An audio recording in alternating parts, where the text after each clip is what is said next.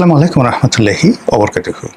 সম্মানিত দর্শক, বাংলাদেশের রাজনৈতিক অবস্থা, এখানে কাউকে সমর্থন দেওয়া কিংবা কাউকে ক্ষমতাচ্যুত করা এবং এদেশে যারা রাজনীতি করছেন, রাজনীতিবিদ, তাদের হাতে আসলে কতটুকু ক্ষমতা রয়েছে, এই বিষয়গুলো নিয়ে আলোচনা করব। আপনারা জানেন যে এই বিএনপি ক্ষমতা আসার আগে খুব জনপ্রিয় একটা স্লোগান ছিল, দিল্লি না পিন্ডি না, ঢাকা ঢাকা ঢাকা, এরকম একটা কথা। তারপরে দিল্লিও না পিন্ডিও না, মানে পাকিস্তানও না দিল্লিও না পিন্ডিও না, রাওয়ালপিন্ডিও না। পিন্ডি তো এখন নাই, এখন সেটা ইসলামাবাদে চলে আসছে, কিন্তু ওইভাবে বলার চেষ্টা করলো। আরেকটা স্লোগান ছিল, সবার আগে বাংলাদেশ, বাংলাদেশ ফার্স্ট। আরেকটা স্লোগান ছিল, আই হ্যাভ এ প্ল্যান। এরপর ওটা চলে গেল, উই হ্যাভ এ প্ল্যান। এর বাইরে জামাতের যারা ইনফ্লুয়েন্সার ছিল, তারা ইনকিলাব জিন্দাবাদ, ইনকিলাব জিন্দাবাদ, এই কথাটা বলার চেষ্টা করত। আর জামাতের ওই যে প্রচার প্রপাগান্ডা, আমরা ভালো মানুষ, আমাদেরকে ভোট দিলে দেশের উপকার হবে, এমনকি জামাত ইসলামে ভোট দিয়ে যদি কেউ একটা বিড়ি টানে সেটাও নাকি জান্নাতের, এরকম কথাবার্তা নানা রকম নির্বাচনকে কেন্দ্র করে, নির্বাচনের আগে পরে জয়লাভের জন্য অনেক অনেক কথা বলেছে। আবার ডক্টর মোহাম্মদ ইউনূস ক্ষমতায় থাকার জন্য নানা রকম ন্যারেটিভ তিনি তৈরি করেছেন, যে সারা দুনিয়া থেকে বাংলাদেশের লোকজন আসবে, আমাদের কোথাও যেতে হবে না, আমাদের যে 3-0 থিওরি, দারিদ্রতা জাদুঘরে চলে যাবে, বেকার সমস্যা থাকবে না, সবাই ব্যবসা করবে। এবং মাশাআল্লাহ তিনি নিজে চমৎকার ব্যবসা করেছেন। ডক্টর মোহাম্মদ ইউনূস অসাধারণ ব্যবসা করেছেন, তার যারা আপনজন লোকজন আছেন তারাও ব্যবসা করেছেন। তারপরে তিনি চলে গেছেন। তো চলে যাওয়ার পরে এখন এরকম একটা জটিল অবস্থা তৈরি হয়ে গেছে যে এখন আর আসলে দিল্লি পিন্ডির মধ্যে স্লোগান দিল্লি না পিন্ডি এই থাকছে না। এখন একটাও থাকছে না দিল্লি, পিন্ডি, ওয়াশিংটন বা বেইজিং কিনা, এটা বলা যাচ্ছে না। এর কারণ হলো যে আমাদের এখন এই মুহূর্তে যা কিছু হচ্ছে, এখানে কোনো পলিটিক্যাল ডিসিশন, পলিটিক্যাল নেগোসিয়েশন এটা হচ্ছে না এই বাংলাদেশে এখন। মানে আমরা যেটাকে দিল্লির সাউথ ব্লক বলি, দিল্লিতে সাউথ ব্লক বলি, যেখানে দিল্লির রাজনীতিবিদরা থাকেন। বাংলাদেশের বিষয়গুলো নিয়ে সেই সাউথ ব্লকের যারা কর্মকর্তা রয়েছেন, থিঙ্ক ট্যাঙ্ক রয়েছেন, রাজনীতিবিদ রয়েছেন, তারা আর বাংলাদেশের বিষয়টা দেখাশোনা করছেন না। বাংলাদেশের বিষয়টা দেখাশোনা করছে, আমরা বাংলাদেশে যেটিকে উত্তরপাড়া বলি, তো সেখানে তাদের যে মিলিটারি ইন্টেলিজেন্স রয়েছে, তাদের যে নিরাপত্তা বিভাগ রয়েছে, নিরাপত্তা বিশ্লেষক রয়েছে অজিত দোভাল, তিনি তার সঙ্গে সঙ্গে তাদের বিদেশের মাটিতে যে সকল কমব্যাট চালানো হয়, অপারেশন চালানো হয় রয়ের মাধ্যমে, মোসাদ, সিআইএ, এই প্রতিষ্ঠানগুলো বিদেশের মাটিতে যখন কোনো সামরিক অভিযান পরিচালনা করে, গুপ্ত হত্যা করে, অপারেশন পরিচালনা করে, যে কমব্যাট পরিচালনা করে, এটি তখন আর রাজনীতিবিদদের হাতে থাকে না। রাজনীতিবিদরা এটা জানেই না। রাজনীতিবিদরা তাদের যে টোটাল যে ফাইলগুলো, সেই ফাইলগুলো তাদের ডিফেন্স মিনিস্ট্রিতে চলে যায়। এমনকি এমন কতগুলো গুরুত্বপূর্ণ থাকে যে তাদের ডিফেন্স মিনিস্টার, যেমন ভারতের এমন অনেক গুরুত্বপূর্ণ বিষয় আছে যেগুলো অজিত দোভাল জানেন, কিন্তু প্রতিরক্ষা মন্ত্রী রাজনাথ সিং জানেন না। আবার পাকিস্তানের অনেকগুলো বিষয় রয়েছে যেগুলো সেনাপ্রধান জানেন, অসীম মুনির জানেন, কিন্তু প্রধানমন্ত্রী জানেন না। এবং এইটা যে কতটা গুরুত্বপূর্ণ, এটা আবুল মনসুর আহমদের আমার দেখা রাজনীতির যে 40 বছর, সেই বইতে তিনি খুব চমৎকারভাবে বর্ণনা করেছেন। তিনি অল্প কয়েকদিনের জন্য ভারপ্রাপ্ত প্রধানমন্ত্রী ছিলেন, যখন হোসেন সৈয়দ সোহরাওয়ার্দী আমেরিকাতে গিয়েছিলেন, বেশ কিছুদিনের জন্য তাকে ভারপ্রাপ্ত প্রধানমন্ত্রী করা হয়েছিল। ঠিক ওই সময়টাতে তিনি যখন কিছু সামরিক গুরুত্বপূর্ণ নথি দেখতে চাইলেন, স্থাপনা দেখতে চাইলেন, তখন তাকে জানানো হলো যেটা আপনি তো দূরের কথা, নির্বাচিত প্রধানমন্ত্রী, তাকেও জানানো হয় না, এবং এই সমস্ত জায়গাতে কখনো রাজনীতিবিদদের ঢুকে দেওয়া হয় না। ইট ইজ অ্যাবসলিউটলি মিলিটারির বিষয়। এই কথাটা উনি লিখে গেছেন। তো তদ্রূপ আমাদের বাংলাদেশেও অনেক কিছু বিষয় আছে যেগুলো আসলে অ্যাবসলিউটলি সামরিক বিষয়, যেটা প্রধানমন্ত্রীকেও জানানো হয় না। আবার ভারতও আছে, পাকিস্তান আছে এবং আমেরিকাতেও আছে। এখন বাংলাদেশের যে বিষয়গুলো আছে এই মুহূর্তে, বাংলাদেশের বিষয়গুলো আছে সেটা পলিটিক্যাল সলিউশন বা পলিটিক্যাল যে মানে ইনফ্লুয়েন্স, এই ইনফ্লুয়েন্সের পর্যায়ে নেই। যখন একটা রেজিম চেঞ্জ হয়, যেমন বাংলাদেশের শেখ হাসিনার যে রেজিমটা চেঞ্জ হয়েছে, এই রেজিমটা চেঞ্জ হওয়ার পিছনে জো বাইডেন বা তাদের পররাষ্ট্রমন্ত্রী যারা ছিলেন তাদের ভূমিকার চাইতে এখানে যেটা বন্ধ করা হয়েছে রিসেন্টলি, সেটা হলো তাদের একটা প্যাসিফিক কমান্ড ছিল, ইন্দো প্যাসিফিক কমান্ড। তো সেই ইন্দো প্যাসিফিক কমান্ডের নেতৃত্বে যারা মিলিটারি বিশেষজ্ঞ ছিলেন তারা এটা হ্যান্ডেল করবে। যদি ডিপ স্টেট, পাকিস্তানও ঠিক সেম ঘটনা ঘটেছে, অর্থাৎ ইন্দো প্যাসিফিক কমান্ড থেকে সেটা আসছে। ইন্দো প্যাসিফিক কমান্ডের সঙ্গে সরাসরি পেন্টাগনের যোগাযোগ, আর পেন্টাগনেরই একটা অংশ হলো সিআইএ। আর সিআইএর দুটো শাখা আছে, একটা হলো পলিটিক্যাল শাখা আর একটা হলো মিলিটারি শাখা। মিলিটারি শাখা সরাসরি সামরিক বাহিনী কর্তৃক নিয়োজিত হয়, আর পলিটিক্যাল যে বিষয়টি সেটি প্রেসিডেন্ট ডোনাল্ড ট্রাম্প তার ইচ্ছা মতো সিআইএর প্রধান বা নিরাপত্তা বিশ্লেষক যেমন তুলসী গ্যাবার্ডকে নিয়োগ দেওয়া হয়েছিল, ঠিক ওই রকমভাবে নিয়োগ দেওয়া হয়। তো সেই দিক থেকে যদি বাংলাদেশে ডিপ স্টেট পলিসি আমেরিকা করে থাকে এবং সেটা করেছে, ডোনাল্ড ট্রাম্প বলেছেন, তাহলে এটা আর হোয়াইট হাউসের বিষয় নেই, এটা আর ওয়াশিংটনের বিষয় বলা যাবে না, এটা পররাষ্ট্র মন্ত্রণালয়ের বিষয় বলা যাবে না, এটা মার্কিন যাকে বলা হয় ডিপার্টমেন্ট অফ জাস্টিস সেটার বিষয় বলা যাবে না, এটা সিনেটে আছে বা কংগ্রেসে আছে, কংগ্রেসের বিলের মধ্যে জড়িত না, এটা অ্যাবসলিউটলি 100% পেন্টাগনের হাতে চলে গেছে। তো যখন পেন্টাগন তার শক্তিমত্তা, মিলিটারি ইন্টেলিজেন্স এগুলো ব্যবহার করে অনেকটা সেমি যুদ্ধ, গেরিলা যুদ্ধ কিংবা একটা দেশকে উত্তপ্ত করার ক্ষেত্রে, সেখানে আক্রমণ পরিচালনা করার ক্ষেত্রে যা কিছু করে, তখন সেই সকল দেশ মোটামুটি একটা যুদ্ধ ঝুঁকির মধ্যে থাকে, অভ্যন্তরীণ কিংবা বহির্শত্রু এরকম একটা যুদ্ধের মধ্যে থাকে। যেমন এখন যেটা তাইওয়ানের বিষয়টা বা ইরানের বিষয়টা, ইউক্রেনের বিষয়টা, এটা আসলে ডোনাল্ড ট্রাম্পের উপর নির্ভর করে, সে শুধুমাত্র বকর বকর করছে, পুরো বিষয়টি আসলে নির্ধারিত হচ্ছে পেন্টাগন থেকে। কাজে আমাদের দেশে ফার্স্ট থিং হলো আপনাকে বিশ্বাস করতে হবে যে কোনো আপনার ডিপ স্টেট নেই, কোনো ডিপ স্টেট ছিল না, নাথিং।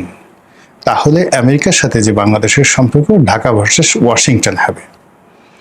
আর যদি এখানে ডিপ স্টেট থাকে তাহলে আপনি বলবেন Dhaka versus Pentagon, Dhaka versus, এর বাইরে কোনো দাড়ি কমা সেমিকোলন কিচ্ছু নেই।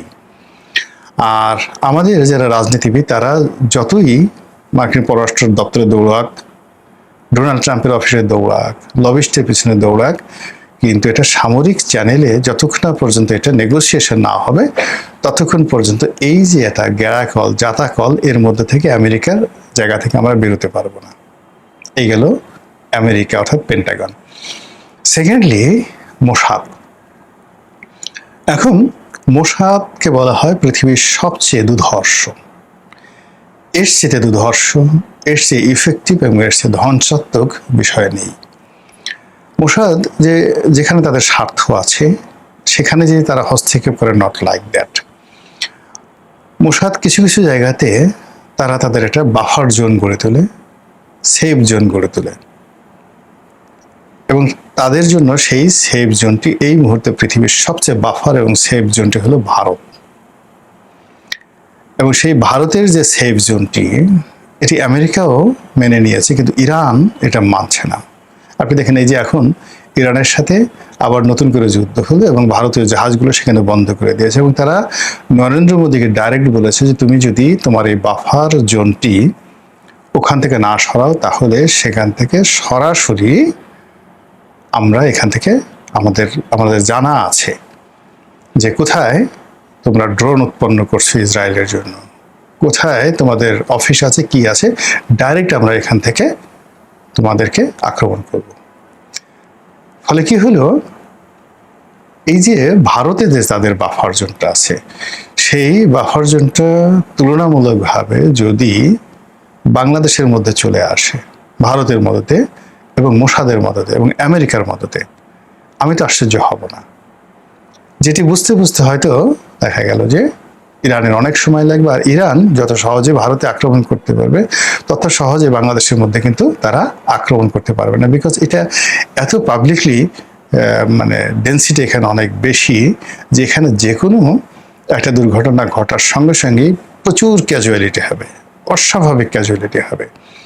ফলে বাংলাদেশের সঙ্গে মোসাদের যে রিলেশন নিয়ে ইদানিং যে কথাবার্তা হচ্ছে, এবং অনেক দিন থেকে আমরা অমুকে মোসাদের এজেন্ট, অমুকে মোসাদের কাছে টাকা নিয়েছে, মানে নানা রকম যে কথাবার্তা আমরা শুনে আসছি, সেটা যদি পেন্টাগন ভার্সেস ঢাকা হয়, ডিপ স্টেট হয়, এখানে মোসাদ অনিবার্য। গেল মোসাদের কথা। এরপর আসেন র। যখন আমেরিকা এবং বাংলাদেশের সম্পর্ক, এটি আর রাজনৈতিক পর্যায়ে থাকবে না, এটি CIA versus Pentagon versus even not FBI, CIA এবং পেন্টাগনের মধ্যে চলে যাবে। ঠিক সেই সময়টাতে ভারতও এই বিষয়টি আর পলিটিক্যালি সলিউশন করবে না, করতে পারবে না, তাকেও তার সেই মিলিটারি উইংসকে কাজে লাগাতে হবে। এবং এই গত 2 বছর ধরে আপনি চিন্তা করেন, ঘন ঘন নরেন্দ্র মোদী এবং অমিত শাহ এবং যাকে বলা হয় তাদের অজিত দোভাল, আসাম, বিহার, ত্রিপুরা এবং কলকাতাতে ঘন ঘন আসছে। যেভাবে মমতা ব্যানার্জিকে হটিয়ে অনেকটা বাংলাদেশের কায়দায় ভোট র্যাগিং করে 2 নম্বরই করে তারা পশ্চিমবঙ্গের ক্ষমতা বিজেপি দখল করেছে, যেভাবে শুভেন্দুর মতো মমতার একজন সাধারণ কর্মীকে যেভাবে সেখানে প্রতিষ্ঠিত করা হয়েছে, ইট মিনস কলকাতা কেন্দ্রিক, কলকাতাতে যেভাবে ব্রিটিশ জমানাতে ফোর্ট উইলিয়াম দুর্গ তৈরি করা হয়েছিল, ইতিহাস বারবার ঘটতে থাকে। দেখেন, মানে আমি বারবার ইতিহাস বলি এই কারণে যে যেহেতু ইতিহাসের ছাত্র, একই ঘটনা বারবার ঘটে। ইস্ট ইন্ডিয়া কোম্পানি তাদের যে সাবকন্টিনেন্টাল যে headquarter, that was in Madras, মানে এখন যেটাকে আমরা দক্ষিণ ভারত বলি, নরেন্দ্র মোদীর যে এলাকা গুজরাট, মুম্বাই, মানে এই পুরো দুটো অংশ, একটা হলো উত্তর ভারত আর একটা হলো দক্ষিণ ভারত। তো উত্তর ভারতের যে অংশ, সেই অংশের মধ্যে প্রাইম যে জায়গাগুলো আছে তার মধ্যে ধরেন দিল্লি, এলাহাবাদ, রাজস্থান, এই জায়গাতে আপনি গিয়ে দেখেন, এটাকে বলে উত্তর ভারত। আর দক্ষিণ ভারত বলতে ওই যে শিবাজি রাওদের ওই পুরো এলাকা, দাক্ষিণাত্য, মাদ্রাস, গুজরাট, এই সমস্ত এলাকা। তো ওখানে তারা প্রথমে ঘাঁটি করল, মাদ্রাজে তাদের ঘাঁটি করল, মাদ্রাস প্রেসিডেন্সি এটা দীর্ঘদিন নাম ছিল। কিন্তু পরে দেখলো যে না, কৌশলগতভাবে মাদ্রাজের চাইতে তাদের জন্য হুগলি এবং তাদের জন্য কলকাতা, হুগলি, মুর্শিদাবাদ এবং বাংলা, বিহার, উড়িষ্যার গুরুত্বপূর্ণ, এবং বাংলা, বিহার, উড়িষ্যার এই এলাকায় ডমিনেট করার জন্য এই প্রথম তারা ওখানে একটা দুর্গ নির্মাণ করলো, ফোর্ট উইলিয়াম দুর্গ। এবং সেই ফোর্ট উইলিয়াম দুর্গকে কেন্দ্র করে এই পলাশীর যুদ্ধ, এবং পলাশীর যুদ্ধ পরবর্তীতে ইতিহাস জানে যে বাংলা থেকে তারা যে রাজত্ব শুরু করলো, এরপর তারা ধীরে ধীরে মাদ্রাজের দিকে এগুলো সেকেন্ড ফেজে। সেম ঘটনা আরো আগে, অর্থাৎ 1026 সনে ঠিক একই ঘটনা ঘটল। অর্থাৎ দক্ষিণ ভারতে রাজা ছিলেন রাজেন্দ্র, চোল সম্রাট রাজেন্দ্র। তো তিনি এই নরেন্দ্র মোদীর মতো ওই এলাকাতে বেশ সুখে শান্তিতে ছিলেন। কিন্তু এই যে বাংলাতে যে ধন সম্পদ এবং বাংলাতে যে অর্থবৃত্ত এবং এখানে যে প্রবলেমগুলো, পলিটিক্যাল প্রবলেমগুলো শুরু হলো, এটায় তিনি বেশ অস্থিরতা অনুভব করছিলেন। ফলে 1026 সন, মানে আজ থেকে 1000 বছর আগে, সেই চোল সম্রাট রাজেন্দ্র এই বাংলা, বিহার, উড়িষ্যা আক্রমণ করে এটা দখল করে নিলেন। তা এখন দেখেন যে উত্তর ভারতের রাজনীতি, মানে দিল্লি, আগ্রা, এলাহাবাদ, এই যে পুরো যে এলাকাটা, মধ্যপ্রদেশ, ইউপি, এই এলাকার যে রাজনীতি এরা কন্ট্রোল করছে কারা? দক্ষিণ ভারতের লোকজন, অমিত শাহ এবং যাকে বলা হয় নরেন্দ্র মোদী। তো এগুলো করার পরেও এই যে বাংলা বিহার উড়িষ্যা 1756 সালে ইংরেজদের জন্য যে সমস্যা তৈরি করেছিল, বাংলা বিহার উড়িষ্যা 1026 সনে যে সমস্যা তৈরি করেছিল রাজা রাজেন্দ্রর জন্য, চোল সম্রাট রাজেন্দ্রর জন্য, বাংলা বিহার উড়িষ্যা সম্রাট আকবরের জন্য যে প্রবলেম সৃষ্টি করেছিল, বাংলার 12 ভূঁইয়ারা যে প্রবলেম সৃষ্টি করেছিল, the same problem now happening. এই জন্য ভারত কি করছে, তার মিলিটারি কমব্যাটগুলো, স্থাপনাগুলো এখন এই পশ্চিমবঙ্গ, বিহার, উড়িষ্যা, ত্রিপুরা, আসাম। এবং আরো স্পষ্ট করে যদি বলি, এখানে যেমন তাদের যে নিজেদের রাজ্য থেকে শুরু করে সেই নিজেদের রাজ্যে যে সকল উপজাতি রয়েছে, আমাদের যেমন দুর্গম এলাকাতে, সেখানে তারা রীতিমতো তাদের হাইয়েস্ট মিলিটারি প্রেজেন্স, যেটি কাশ্মীরও না এই মুহূর্তে, কাশ্মীরের চাইতেও বেশি প্রেজেন্স এখানে তারা রেখেছে। আর আমাদের যে সীমান্ত, আমাদের সীমান্তে তারা এই গত 2 বছর যাবৎ যে মানে মিলিটারি যে উপস্থিতি, সেই উপস্থিতিতে তারা মানে এখান থেকে তারা যদি মুভ করতে চায়, উইদিন 1 ঘন্টায় তারা মুভ করতে পারবে। তাদের এয়ারফোর্স, তাদের নেভাল ফোর্স এবং তাদের স্থলবাহিনী, ক্যাভারি, মানে আমরা যেটাকে বলে গো টাওয়ার, এটাকে এখন মানে ইনফ্যান্ট্রি বলা হয়, পদাতিক বাহিনী। এই পদাতিক বাহিনী যে সমাবেশ তারা করেছে সীমান্তের ওপারে, পশ্চিমবঙ্গ, তারপর শেষে ত্রিপুরা এবং আসামে।